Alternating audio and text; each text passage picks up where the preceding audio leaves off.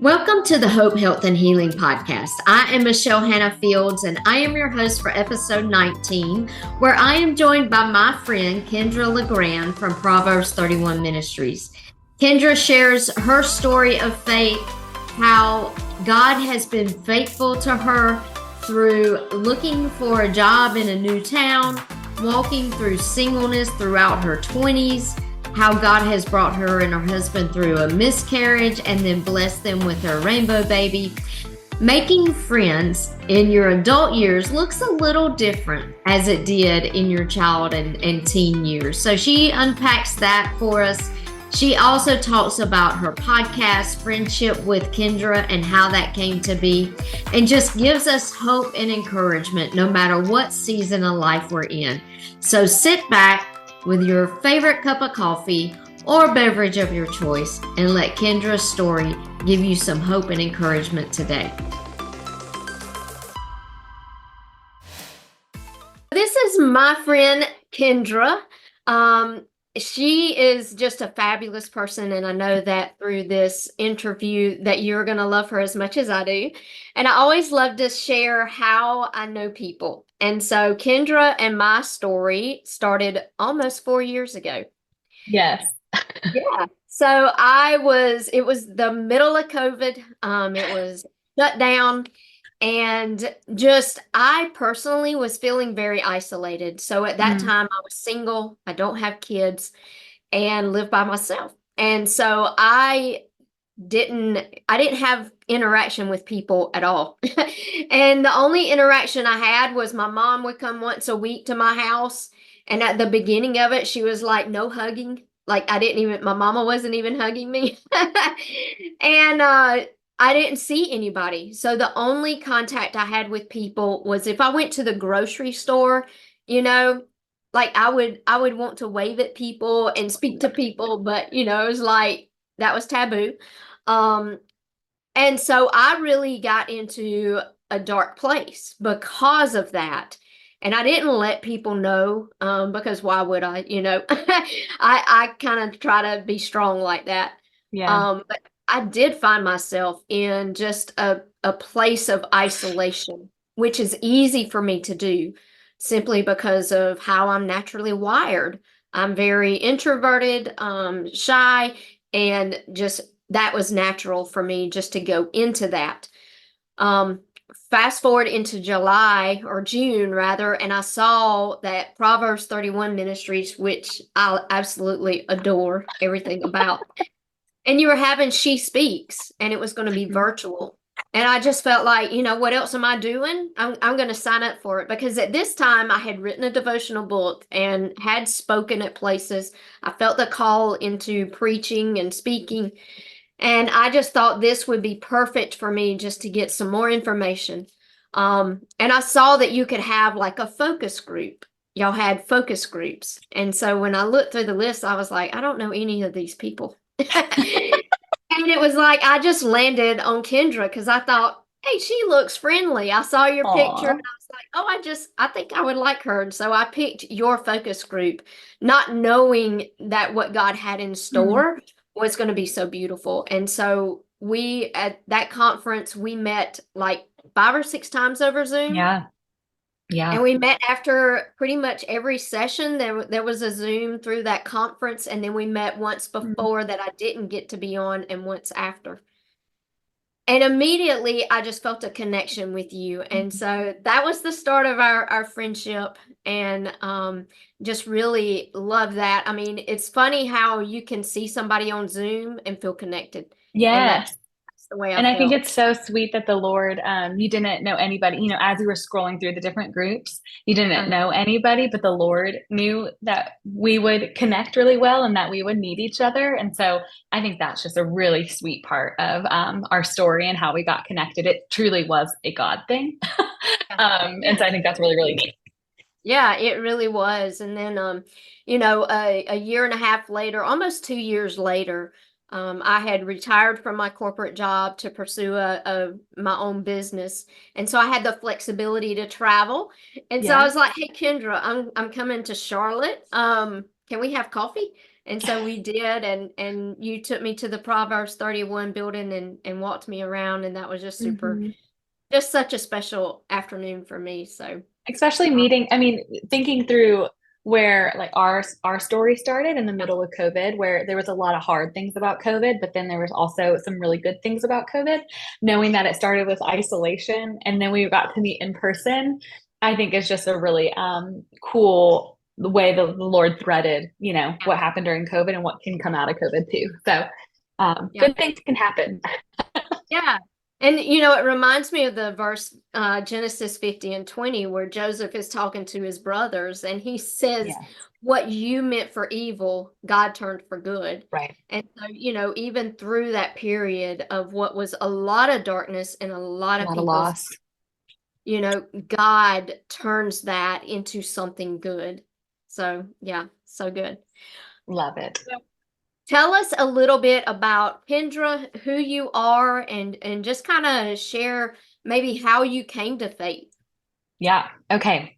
So I am originally from Ohio. I currently live in Charlotte, North Carolina now, but I'm an Ohio girl through and through. I will frequently tell you how much I love Ohio, even though there's not a lot there. And obviously, I moved out of the state. So, but I'm from Ohio. I'm the youngest of four. And I eventually made it my way down to Charlotte after I graduated college and pursued a work in ministry. I loved the nonprofit world and Proverbs. Frequently tell people it's a dream job. I didn't know to dream, but I'm very grateful that the Lord dreamed it for me. And so I got married. I think this is a lot that we'll talk about, but I really struggled with singleness in my early 20s, and then I got married at 29. So it was almost like a decade worth of just questioning the Lord's goodness and questioning the Lord's timing. I think when you really want something, you will do anything to make it happen until you realize that you actually have zero control over making things happen. um, and I just saw the Lord's kindness through those 9 years before I met my husband now. But I know we'll get into a little bit of what that looked like because that's a big part of my testimony. But then flash forward, we got married in 2021. We had our baby boy in 2023. And so now we're in the throes of parenthood. And so there's a lot that I've learned from that in the past 10 months. But how I came to know the Lord was very, I feel like, simple in the sense of my parents grew up in the faith. We would always go to church on Sundays and Wednesdays. And I just really took to the youth group. And I think I took to the youth group because I love people. And maybe there was a crush or two in there, you know, it really motivated me to go. But I just really love people and I really gravitated towards my youth leader at the time. And I did mission trips and looking back, I really did have a love for the Lord, but I think a lot of it, what I did stemmed from like you boil down like who I am. I'm really good at working for the Lord, but not necessarily being with the Lord. I can do things for the Lord all day. I think I see it in my 9 to 5 working in ministry, but I've really had to learn doing things with the Lord. And that's probably something else we'll get into too. But I just grew up in the church and I loved it. I had a really good upbringing in the church, really good church experience. And then I went to college. I went to a liberal arts school, and I still had a strong foundation of the faith. But I think that's where I started to really take what my parents taught me and really figure out if I really believed it because I believed it, or did I believe it because that's just what I was brought up to learn. So I would say I did a little bit of deconstructing with the intention, though, of reconstructing, which is important. And so I just really then solidified who I believe the Lord to be, who he was to me. I've seen his hand throughout my whole life. And so it really solidified after I graduated college, like what my relationship was with the Lord and who I believe the Lord to be. Just came out of college and questioning and figuring it out for myself. And I'm just very grateful the Lord was patient with me in those years because obviously I am where I am now because I was able to walk through that and come out on the other side stronger in my love of the Lord. But yeah, so I've seen the Lord's thread throughout my life. I would say my personality, what the Lord I feel like just who he created me to be is I'm a pretty optimistic person. And so I really do believe the best in people. And so I think that also helped in my faith journey and coming to know the Lord too, of just like how I view people. I tend to give people the benefit of the doubt over and over and over again, even if I shouldn't. And so I just think I've seen that stem and threaded out through my life as well. Just my love for people and just believing the best and really believing there's good for everybody, even if you feel like your story is even if you feel like the Lord is not working or that there isn't good. I would love to like sit with people and just show based on the story that I'm hearing the other person talking of how the Lord has been present through their whole life. I just have such a passion for that, of just telling people like he's still there, even if you don't, like that Waymaker song, even if you don't feel him or even if you don't see him working. There's just, oh gosh, there's so much going on behind the scenes to Yeah. show that he is. I love that, Kendra, and I think that's why we connected because that's the same with me. Like Yeah. I have that same personality, that same love for people to really, give them the benefit of the doubt, to help them see, hey, Mhm. you may not see what God's doing right now, and you may not see how he's going to bring you through, but he will, and Yeah. he's faithful. And I told my Sunday school class this last week, like what I really want to do is this trust I have for God right here. I want to Mhm. pluck it out and put it into you. Like, Yeah. but you have to walk through that yourself. And Yeah. so, you know, I know you've had a lot of times in your life where you've trusted God and had to trust God. Talk about, one of those things that I know that He did was how He brought you to Charlotte and to Proverbs 31. What Yeah. did that look like? And I know that you left Ohio, and that can be a scary step when you're leaving your family and friends like that to Yeah. create this new life that you don't know what it's going to look like. Right. Right. I think the timing of it was the Lord's kindness because I was very young and very optimistic. Like not, I didn't really understand how the world worked. I knew there were bad things and I knew there were hard things about the world, but I had like a childlike faith, as they say, of just being like, oh, well, I'll just like figure it out when I get there kind of thing. I was very lucky in Charlotte. I did have some family. So I did have some connection here, which was great, but I moved without a job. And my dad was not the happiest with me. I remember I had a job after college and I called him and I was like, okay, how long do I need to stay at this job before I can quit? And he said, you should probably stay at your job for at least a year. And I didn't know if I could do it because I wasn't in a very good place mentally in the sense of I wasn't connecting with my coworkers at that job. I didn't see any good coming out of that job. I felt like I was made for more and I should have like a greater purpose. But now looking back, I saw that the Lord, his timing is perfect. And there were things that I needed to learn at that job. And the door at Proverbs was not open yet. And so maybe that's why I was in that job for a year and a half. And so um I did eventually quit my job and I was like, I'm going to move to Charlotte because I want to see if I can start over. I want to see if I can make a life for myself that's not ingrained in the life that I built in Columbus, Ohio for college. And I moved and eventually got the job at Proverbs. And it has truly been a blessing. I've been there it'll be 9 years in December, so about 8.5 years. And I have come to know the Lord's goodness and his kindness and his love based on the people I've worked with and what I've gotten to do. And so it's been really neat to see my faith really solidify based on where I was able to work, which I know is not everybody's story. And I know, we, God, God bless the work that we do and he called us to work, right? But he didn't say it was going to be easy. If you look in Genesis 3, we kind of ruined the easy route. So of course there's hard things and the 9 to 5 can be really hard for people. And I know that, but there's also, on the flip side of that, it's really cool to see what the Lord will do through really hard things, like your job. So I moved in 2015 and then I've been here ever since. And there's been really good things and there's been some hard things too. But it's been fun to see the Lord work. Yeah, that's great. And I think too, just watching God open those doors and move for Yes. you, do kind of look back and be like, okay, well, God, well, I do see why I had to stay in that job, that long. And I tell people, it might not be for you that you're there. It might be somebody That's God a is good going to point. your path with, that might be, even if you walk through sickness, it may be that Mm, you are going to speak into somebody's life that you meet along that sickness journey, and they needed to hear what you had to say mm, versus somebody else. And so God doesn't want you to be sick, but right. sometimes he allows you to walk that path, and he uses that for his greater good and his glory. And the same way with a job, like you might be like, God, why am I still here? Yeah. And, but it might be that somebody's got somebody that's going to intersect your path at this time, and you're going to have the exact Mm. word they need for where they are in their journey. Yeah, Yeah. no, that's so true. It's funny that you say that because at that original job I was at, it was really hard for me to break into the culture.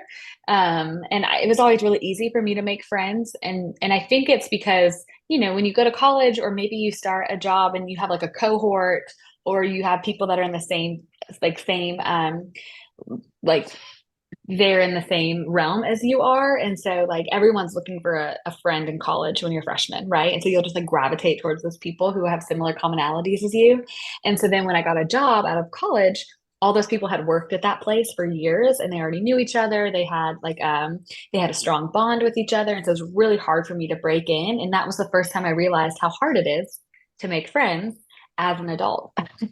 And so of course I've learned some things from that time. But there was one coworker in particular who I would avoid at all costs because I just thought they were very rude and I don't like conflict. And so I would like get very uncomfortable around them and just their demeanor. But over the course of the year, I saw them come to know the Lord, which is really neat. And I ended my time going to church with them and just like seeing them worship the Lord. And who I knew that person to be when I first started, I would have like highly doubt that they would have gone to church. And so that is really neat to see what happened in that year time frame. But I was trying to get out of there as fast as I could. But, like I said, the Lord's timing is good, even though it's hard. Yeah. Yeah. And who knows? I mean, you may have been the catalyst for their Mm, change, you know, in what they saw from you and how you treated them. And, yeah, even that's a though good you point. tried to avoid them, like I did. they would have seen something in you Yeah. that drew them to you. Yeah. I believe that. One of the things, and I know I'm going to put a little marker right there and we'll come back to it. I know you Okay. had a podcast episode that talked about friendships as an Hmm. adult, how hard that is. So we'll come back to that, and I want you to share maybe one or two things that you learned along the way. Um, and then talking about your podcast, we'll just jump right there. Talk about how that came to be and how God led you down that path. Yes. Okay. So one of the other things the Lord, gosh, I guess this podcast is all about how I feel like the Lord has been very kind, which is always nice to talk about. But an area of my life that the Lord has really been sweet to me is the area of relationships. And not necessarily romantic relationships, because that's actually an area I really struggled with, but friendships specifically. I've just always had really good friends in every season of my life. In high school, in college. I struggle with it post college because I just feel like things are different when you become an adult. And then now that I've been at Charlotte for a while, I have a good group of girlfriends, and that has just always come very easy to me. I feel like with my personality, I just love asking people questions and getting to know them, and so connecting with people is a gift of mine. And I remember lying in bed, and all of a sudden the Lord, like I had like a God dream, and He gave me. I also love chips. You need to know I love kettle cooked chips. I would eat them every day if I could. And so the Lord gave me an idea, and He was like, "What if you take your love of people and like the ease of making friends, and then your love for chips, and combining it in a podcast and calling it FriendCHIP, CHIP, with Kendra." And it can be about helping people connect with other people and help them go deeper in their relationships and help them see the good that comes out of initiating conversation with somebody else. And so that's where the idea came from, because that's totally not something I would have come up with myself. I would have thought doing a podcast about friendships has been done before, like tired and typical, and like everyone always talks about friendships, but there was just a renewed sense of excitement because I know that the Lord gave that to me. And of course, he added in the flair of my favorite food, which is chips. And so at the end of every episode, how I bring that in, because that's like a weird thing to add, is I always ask the guest what their favorite kind of chip is. Because conversation over chips is like it's a good place to be. So anywho, that's where it stemmed from. It was totally the Lord giving me an Yeah. idea. Yeah, I love that. And just how he uses your personality and what you love and brings that in. And so Yeah. my favorite chip is Doritos, but Is it not really, is it Cool Ranch or what kind of Doritos? barbecue. Have you tried those? No, Need to put that on your list. I need to put it on my list, but I probably would eat the whole bag. I tend to, Just get one of those 50-cent bags. yeah, yeah, They yeah. That's a good portion control is what I struggle with. That's right. So, That's right. So barbecue Doritos is number one, nacho cheese Doritos number two, both and Doritos. barbecue kettle chips would be number three. So good. Okay, that's a fun fact about you, Michelle. Thank you All for right, sharing fun that. fact. Yep, yep. So talk about that episode that I was talking about, what you learned about building friendships as an adult, because I think so many people do struggle with that. Like you said, friendships as a child is easy or seems to Yeah. be. Sometimes they can be difficult too. I don't want to downplay that because Right. there are, I know, talk about mean girls in middle school, Oh like yeah. That's a real thing, thing.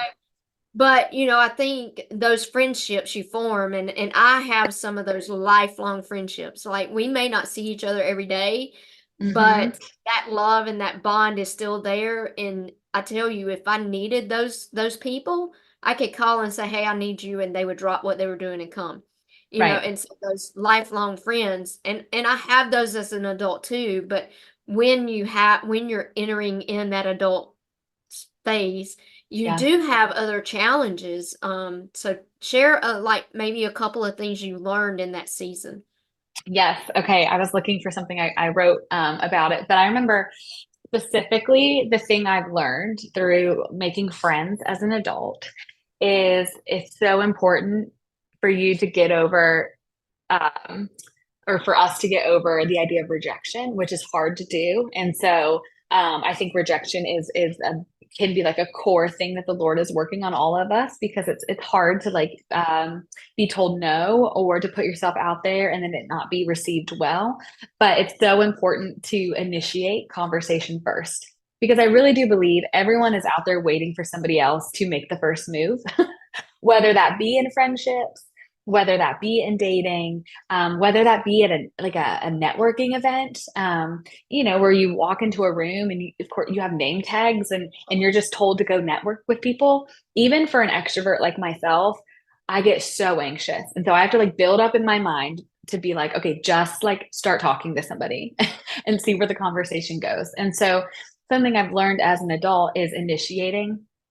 And so what I mean by that is if you notice somebody at a local coffee shop that's there every morning that you are, and maybe they're reading a book you're interested in, it's just starting the conversation, asking them about that book.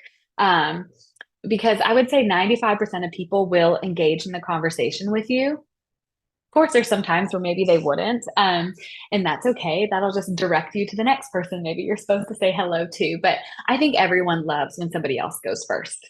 And so just taking the risk and trying to go first, I think is one of the things I learned as an adult.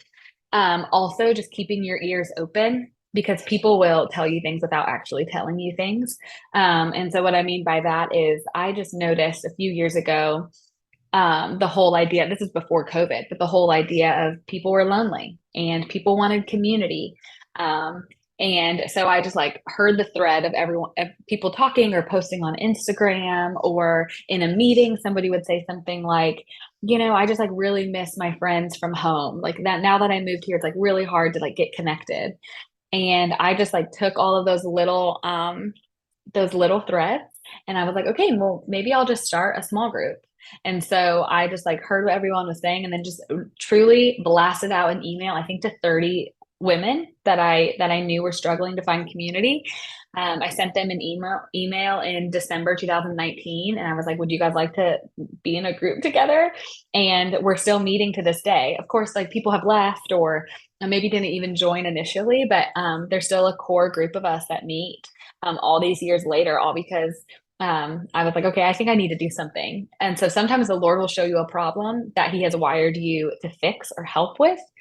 And I think my gifting of connecting and bringing people together, I think the Lord really tuned my ears into hearing a problem, which was a lack of community, and then giving me what I needed, which was an outgoing personality. And I just took initiative to try to see if I could help build a gap. And so that's what I would say that I've learned is just sometimes you have to go first. And most people want to be noticed. And so you're actually like giving them a gift by noticing them. And so I think it'll be very well received if you do it. Yeah, I love that you're giving them a gift, you Hmm. know, by noticing them and speaking to them. And I found that myself too. I'm an introvert. I'm probably an introvert extrovert or extrovert Oh introvert, but yeah, like an ambivert or something. That's like a word I feel yeah, like people something use, like like that. both. Yeah, yeah. But I would not classify myself as an extrovert, never in a million years. But, you know, and I've always been very shy, although now God has stretched me enough to where I'm not as shy as I used to be. And a lot of people don't even realize that I am that way, but Uh-huh. naturally I am. And so like what you said, walking into a room where you don't know people, that can be stressful for me, Hmm. very stressful. So I know what you're talking about when you say, even though as an extrovert, I have to kind of take a deep breath and Yeah. really focus on that, and I think too, one of the things I've prayed before is God help me to see people. Hmm. Help me to notice people because I promise you, if I just walk in a room, I'm not going to notice people because I'm scared. Like I Right. am, and I have that problem of rejection. Like, I faced that before. And so I have that fear. Like, if I Right. speak to somebody, they're going to, just wave me off. And I've learned how to combat that as well. And I think it's just putting yourself out there and realizing like you don't need man's approval, you've already got God's approval. Right. And Right. so letting him lead you and letting him show you those people who need you, to speak to them and to notice them because you do have a gift. We all have that special gift. And Yes. who in that room needs the gift that we have inside of us? Who needs me to speak to them? Not because of who I am, but because of what God can do through me. Right. And So, it gives a purpose, it kind of it takes the focus off ourselves of like for me, like being anxious about, well, like what if I don't connect with somebody or like what if I say the wrong thing? Praying that simple prayer, which we can use in so many different aspects of our life of Lord, help me to notice the person you want me to see, just gives me a little boost of like the confidence I need to know that like, okay, this is truly the Lord's leading and it's nothing that I really have to do. I pray that this is a little off topic, but I pray a simple prayer of like, Lord, show me what you want me to get done today when I start working, because I can have a whole to-do list and I can get very overwhelmed of like, how am I going to get all this done? But if I pray that prayer, that's like me surrendering, or it is me surrendering to Him of being like, okay, I'm going to be okay if I only check two things off because that's where you wanted me to focus my time. And I know that you will provide more hours in the day tomorrow to try to knock a few more of these things down and giving myself permission to not feel like I have to check everything off, which is something like another core struggle of mine, which has to do with like doing all the things and doing it well and look good doing it. mhm. And so there's just little prayers that you can pray throughout your day that just realign with the Lord. And I think that's always good to do. Yeah, I think so too. And, just having that heart of surrender, it does so much. It relieves you. I'm the type that I want to be in control of everything. But I when I love can, control. yeah, I do too. I want to know how things are going to work and what we're doing and every step of the way. And God's like, yeah, I'm not giving you all that, Michelle. You just got to trust. And I'm like, really, God? Like, Yes. but, I think the freedom comes in when we do surrender that control over to Him. Even on a daily basis, like you said. I'm going to start trying that, Kendra, because I don't do that very well. I have my checklist. You and I can do it together. I know. Yeah, I know it is yeah, tough, but yeah, yeah. And I think too, just just having that heart of surrender to yeah. your day and what you get done and releasing. I don't know if you're a perfectionist, but I am. Hmm. And I heard this on a training one day, and the guy said there is no such thing as being perfect in whatever Hmm. you're doing. He said that will put so much more stress on you. What you really should do is ask God to help you be excellent in everything you do, Mm. because excellency is attainable, perfection is not. Oh, that's good. It's all Yeah. about like reframing and actually like Yeah. doing, yeah, I love that. Yeah, and so he's like, you can do everything with excellence. That Hmm. doesn't mean you do it perfectly. You may not do it right all the time, but you Yeah. can do excellent according to your abilities, and God will help you. So I love that, and I try to think about that, and not let Yes. that perfectionism, take over so much. I love that. That's great. Well, talk about your singleness and really how you allow God to lead you in that. It can be so hard. And I know a bunch of people who struggle with that even now. I know some Hmm. people my age. I know people who are in their 20s and 30s that struggle with that being single and the Hmm. worldview of you should be married with kids by this age. Right. You Oh, yeah. The and timeline is yeah, what the caused the most timeline stress. and really, walking through that and then seeing your friends who are getting married, Hmm. that kind of thing. What did that look like for you, and how did God really guide you through that and help give Yeah. you peace in that?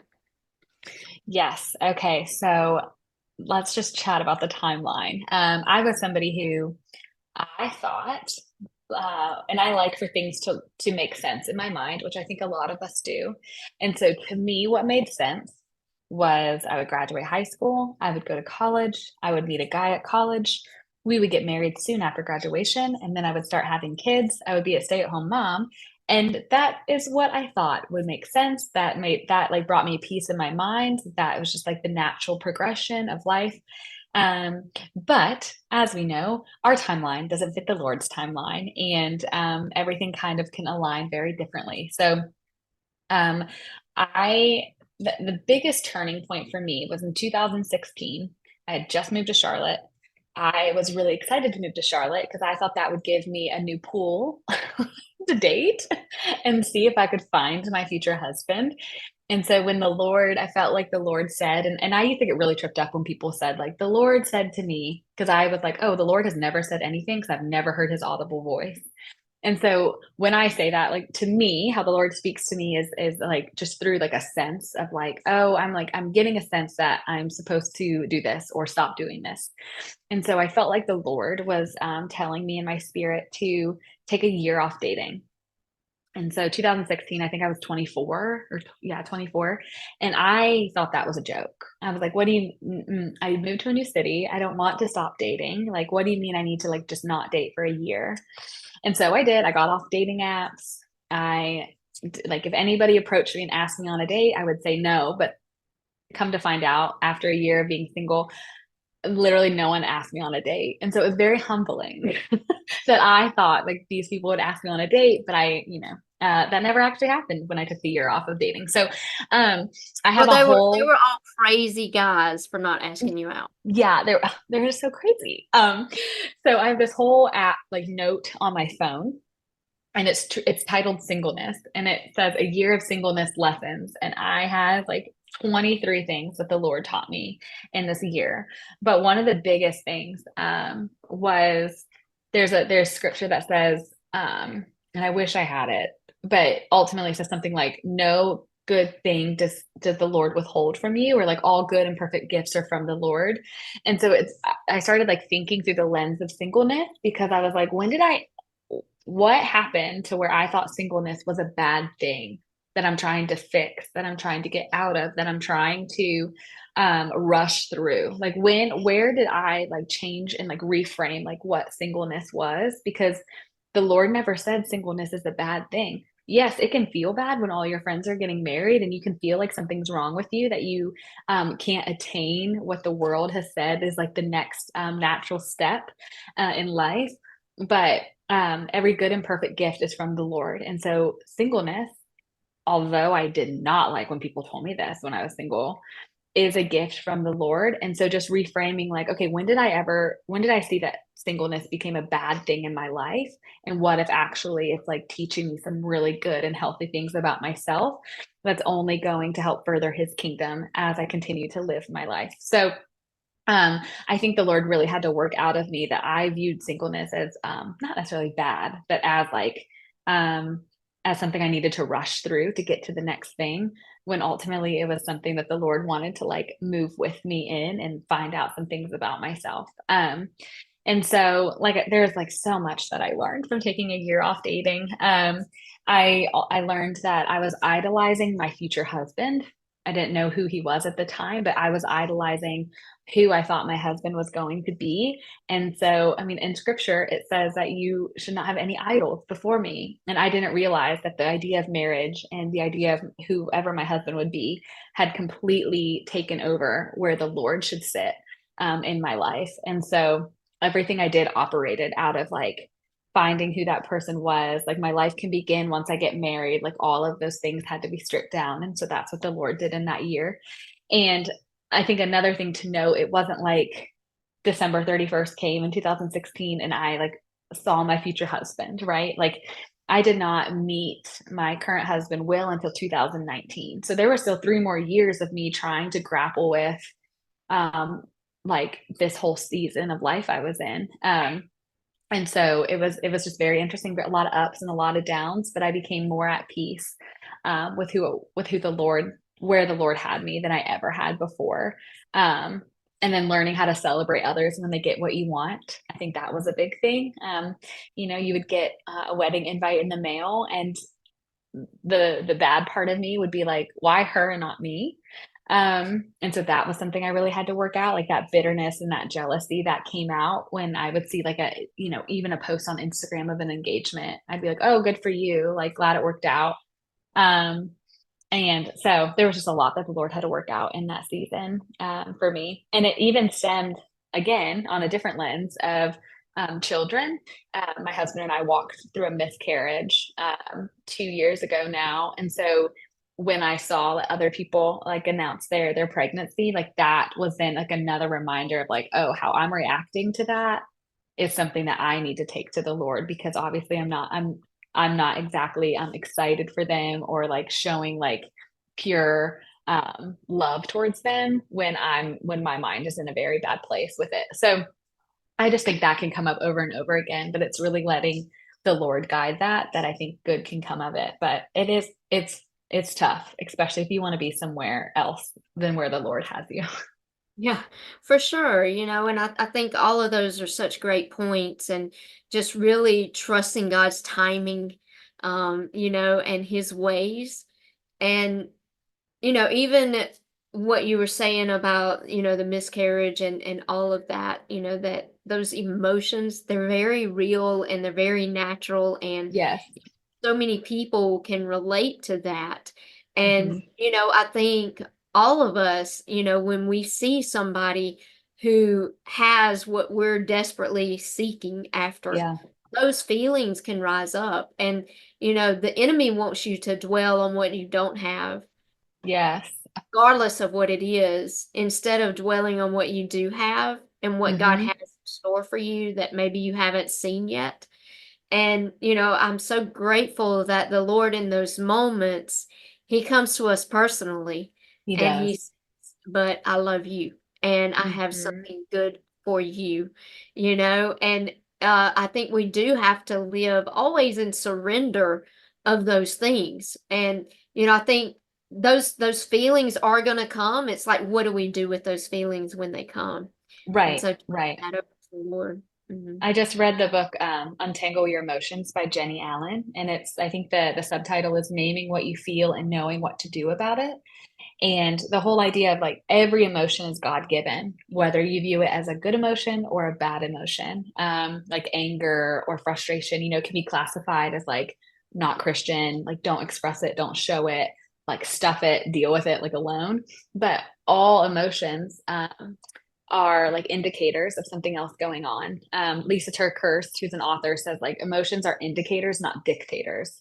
And so emotions, when they well up, whether they're good or hard or tough to process, they can just maybe show you something else that's really going on under the surface. And it's like how you process them, how you bring them to the light, how you express them to a friend, can just really get to where the Lord needs you to be to like work in you with something. So I had to learn a lot about emotional health through counseling, but yeah, it's just they're good things from the Lord, but it's just like what we do with them. Mhm. Is where they can get a little tricky. Yeah. And as hard as it is, even with a miscarriage, like that was a life God entrusted you with. And this is something I'm trying to remember who said it. Might have been my Sunday school teacher a couple of weeks ago. And what he was saying was, I think he was answering a lot of he was doing a Q&A. And one of the things he said that I have never thought about before.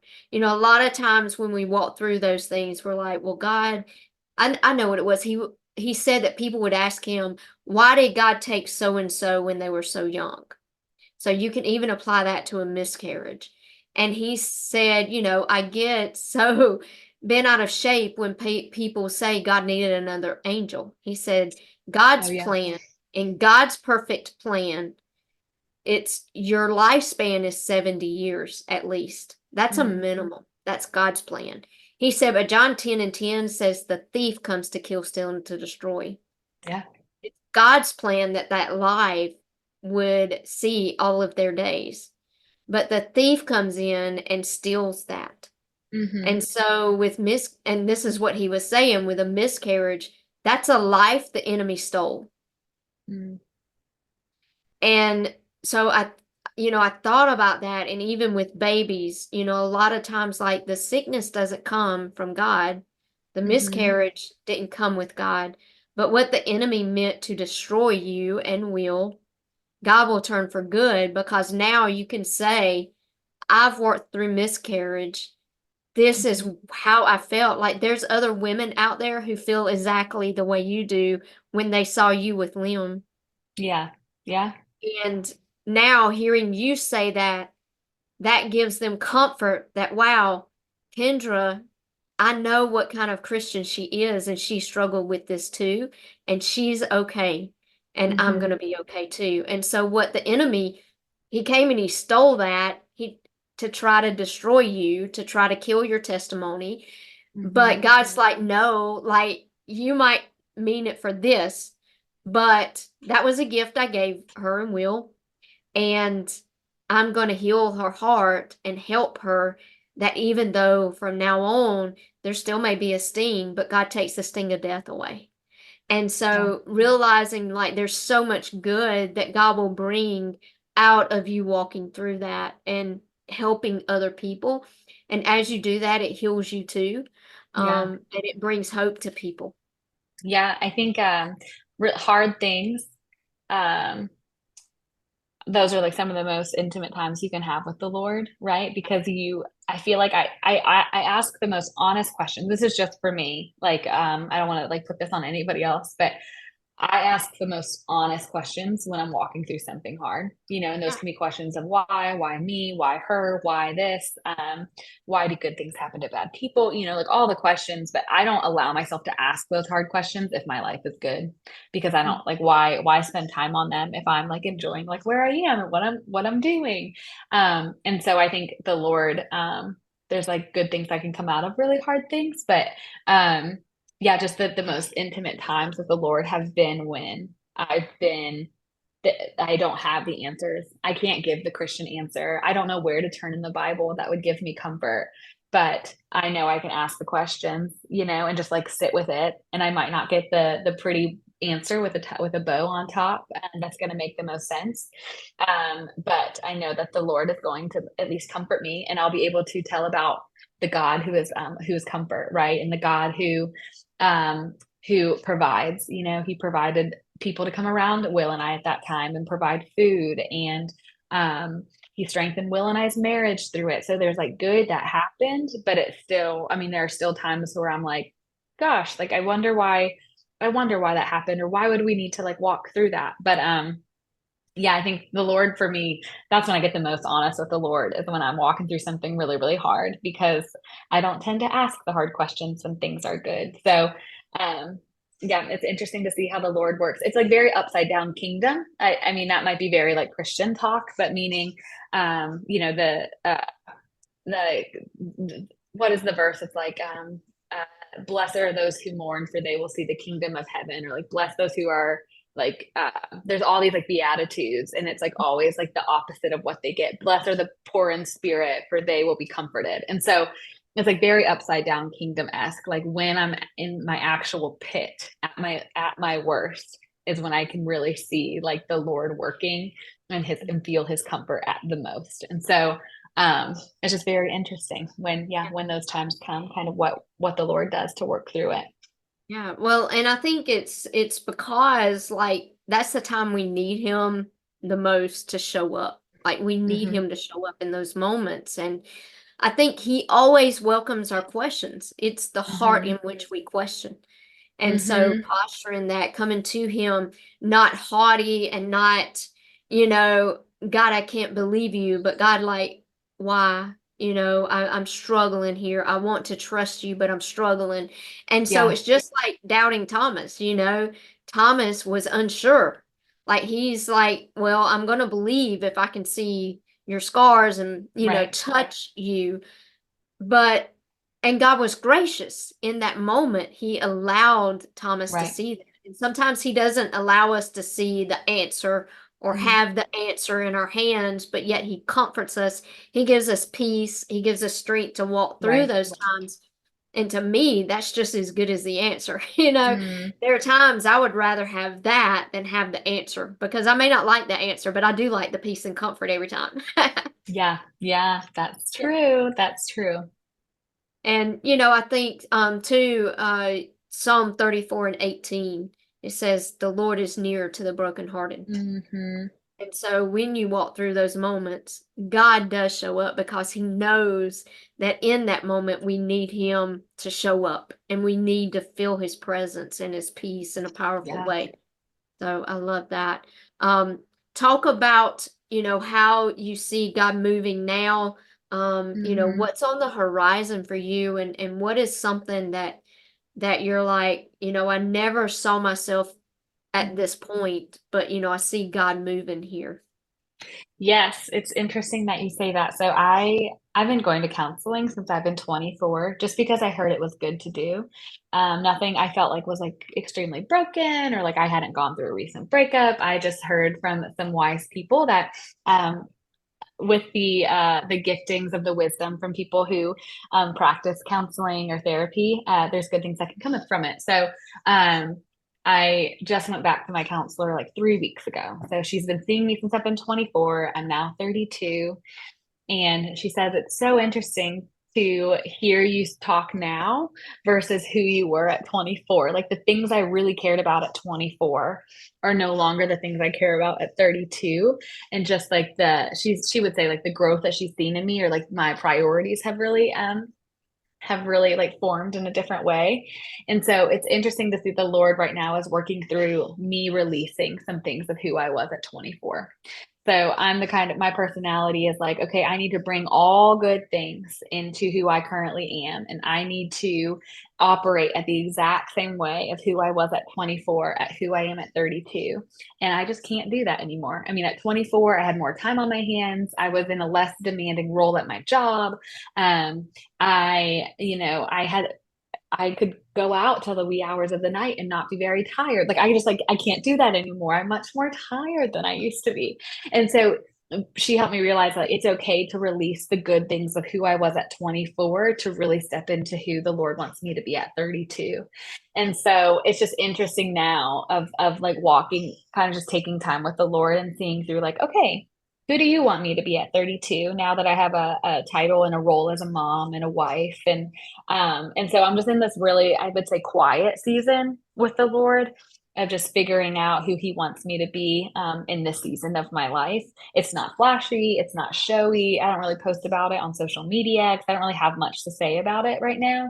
But I'm just in a very quiet season with the Lord to figure out what does 32 look like and how can I continue to bring him glory in spaces where I'm not necessarily known or out in front of a camera or anything like that. And so I would say I'm just really in a um not a small season because it's not small, but I'm just in a very quiet season right now. Mhm. Yeah. So one thing you said earlier in this podcast Yeah. was even as like a teenager or, young adult, you could spend more time and energy doing work for the Lord than spending time with him. So what Mm-hmm. I hear you saying is there's a shift right now to where you're more focused on good quality time with the Lord. Yeah. And what I see and what I've seen in my own life is those seasons that God has had me in those because I've been in those seasons too. And Mm-hmm. I'm the same. Like I can get so focused and intent on working for the Lord that I Yeah. forget to spend time with the Lord. And Yeah. then what happens is you're no longer getting filled, you're only pouring out. Then you find yourself empty and parched and dehydrated. And dehydration leads to a lot of problems physically and It does. spiritually. It's so true. Yeah. Yeah. And so, we need those times. And I think sometimes God knows what's ahead for you Yeah. and he's got something big planned. And he's like, in this season, Kendra just needs to spend some time with me to Mm-hmm. prepare her for what I have ahead. And so, Yeah. embrace this season of quietness and Yeah. stillness, because there's big things up ahead, whether you Mm-hmm. see it coming or feel Right. it stirring in your heart. God's preparing you for something. And so this season, that's what that's for. Yeah, no, that's so good. I'm learning it's okay to not run at the same capacity that I used to run. Yeah. Just because I'm in a completely different spot, but it's okay to release who I was at 24. But I loved who I was at 24. I always tell my counselor, I'm like, I was so fun. I'm not fun anymore. And she was like, I would just think you redefined your definition of what fun is in your season of life. So Yeah. yes, I'm just learning. Yeah, I'm just in a very quiet season with the Lord, but it's still a really good season because there's good Yeah. things from it. Yeah. I love that. Well, what do you feel like is your a marked moment in your journey of faith? Like, I know you've talked about your relationships and your job. Hmm. Is there any other like marked moment that you're like, okay, well, this is where I Hmm. put a stake in the ground, and anytime I go through something, I immediately think back to that time when God did this in my life, and it gives me hope that He's going to work here too. Do you have any of those other moments? I do. Okay, so one time I was dating my now husband, but the enemy did a work. I was in emotional turmoil in the sense of like I just could not quiet myself enough to really hear from the Lord, and it came out just like in my physical health and how I was like you could tell I was stressed just through like my face was breaking out, right? So you could tell physically something was off. Mentally, I just like wasn't able to like not formulate clear sentences, but I wasn't able to just like be the happy-go-lucky person I normally was. So like physically it was coming out, mentally it was coming out, emotionally I just couldn't regulate myself as easy as I used to. And I was really struggling of figuring out like it was a pivotal point in our relationship of whether we were going to continue to be dating headed towards marriage, or did we feel like, okay, it's either like marriage or we should probably break up because it wasn't, serving us anymore. So it was like a really pivotal point for both of us to really figure out what does the Lord have for our relationship. And I remember we agreed to take some time apart from each other, like for a few days. And I spent some really strong time with the Lord. And the Lord brought me to the story in Genesis with Abraham And it's when he like brought Abraham out and he like looked up to the sky, and the Lord promised him like your descendants will be greater than like all the stars in the sky. Definitely go read it. Don't take my word for it, but I'm kind of paraphrasing. And so the Lord was like, I want to make a covenant with you, right? So he sent Abraham out to get all of these animals, told Abraham to cut the animals in half and lay them in a specific area. And before the Lord came to make the covenant with Abraham, Abraham was keeping the birds that were coming down. Because, you've seen carcasses on the side of the road. Birds love them. And so, birds were trying to come down and like eat the animals that Abraham had gathered. And Abraham was keeping the birds away. And I was like reading through this story, and then Abraham falls asleep, and the Lord still makes the promise with Abraham, even though Abraham wasn't awake to like partake in this like really special moment, this like covenant. Because a covenant is usually between two people, but the Lord made the covenant himself. So it was like only on the Lord. The Lord made the promise to Abraham. And I don't know why the Lord brought me to that scripture as I was reading it, but I go back to it time and time and time again when I need to make a big decision, or when I want to spend time with the Lord and I feel like I haven't felt the Lord lately, because the whole idea of the birds coming down right after Abraham had gathered what the Lord told him to gather and keeping the birds away just shows that there was time between when the Lord promised Abraham something and when the Lord fulfilled the promise. And so I can find myself in those seasons of like, Lord, I know you're good. You've said you're good, but I don't feel that you're good. And so what do I do in that time of the Lord, I know something, but I don't necessarily see it playing out. And what do I do with that time in between? And so I don't really know if that answers your question, but I go back to that story in the Bible of just knowing like the way the Lord spoke to me in that moment. Was really, really good for me. And I just go back to that all the time. It's like, what do I do in between what I know to be true about the Lord and what I'm feeling, and what do I do in that in between space? And sometimes I'm called to keep the birds away, right? And keep the enemy at bay and pray and bring people into it and just kind of help me be in that place before the Lord delivers whatever he's delivering on the other side. That's so powerful. I love that because it is that in between that is so hard. Mm-hmm. I read a book at the beginning of the year. It's called The Expansion Mandate by Rachel Wortman. And she's talking about when God led the people of Israel under Joshua's command across the Jordan. And so Yeah. she's talking about expansion, and there's four different steps to your promise being fulfilled. The first one is believing that there is a promise for you. Mm-hmm. God has a promise for you. And she says in there, like, the time of that season is dependent on you. How long does it take you to believe that God has something specifically for you? And Mm-hmm. then it's then you have at the promise. So it's you're at the promise. And so at that point is when they were at the brink of the Jordan. And she says, God had said, step into the water and then you'll see the waters recede. Mm-hmm. It says, as soon as the priest stepped foot in the water with the ark, that God held the waters back. But what I didn't realize is the water was stopped 17 miles upstream. So there was that in between time. How long did it take for the water from 17 miles upstream Mm-hmm. to wash down through here before it was dry land? God Mm-hmm. worked the miracle just when Yeah. he would, but they didn't see it Mm. until the water traveled 17 miles from the stopping point. Yeah. And so it's that 17 miles of in between Yeah. that we have to learn how to trust him. And so I love that you brought that scripture out, because that tells us, like, God is faithful. He's just calling us to do what he's calling us to do in the in between.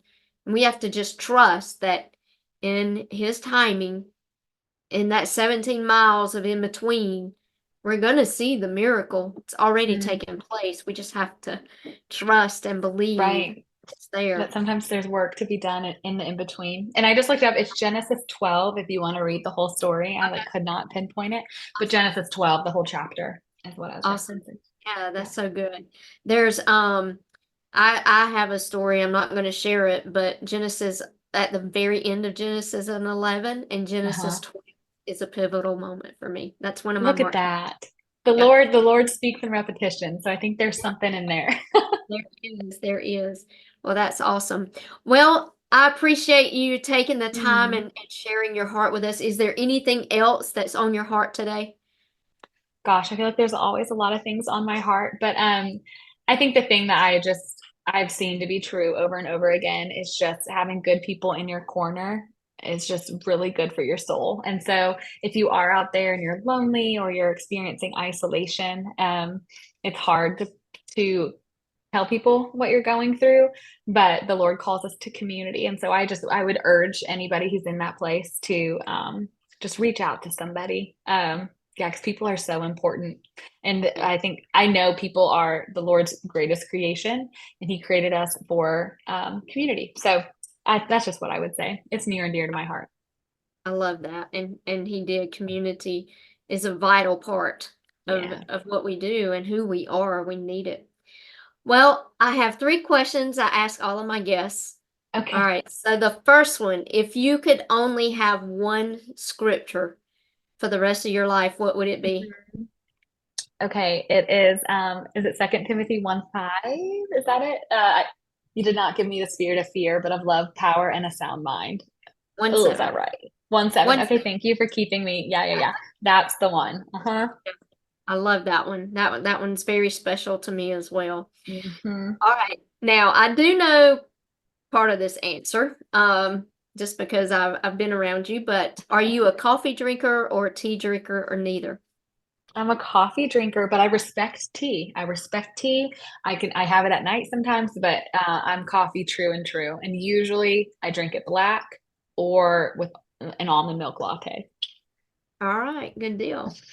And the third question, if you could go anywhere in the world, where would your Hmm. dream vacation be? That is a great question, Michelle. Anywhere in the world. I've always wanted to go to Italy and Switzerland, so I think I would go that route.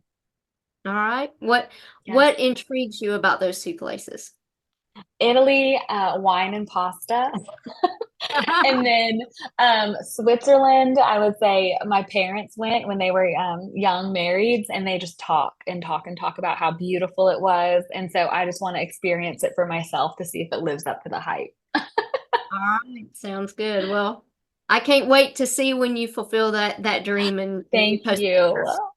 I know you're going one day. One day. Well, Thank you, thank you. Michelle. Thank you for joining us on Hope, Health, and Healing. I know that Kendra's story has inspired you today. I know that she's given you some nuggets of wisdom that you can carry into whatever season of life you're in right now. Join me next week as my friend Alicia Munden shares her story of hope with you. She has an incredible story of walking through childhood trauma, what it looked like as a single mom, and then how God brought an incredible man into her life. She also talks about how even though you can grow up in church and go throughout your young life and 20s going to church, being raised in church, but never truly understand what it likes for Jesus to love you and have a relationship with Him. She also shares marked moments on her faith journey that I know will speak to your heart. So be sure to join us next week and hear her story. I would love for you to like and share this podcast with your friends and family. And if you have not followed the show, be sure to do that. Thanks and have a great day.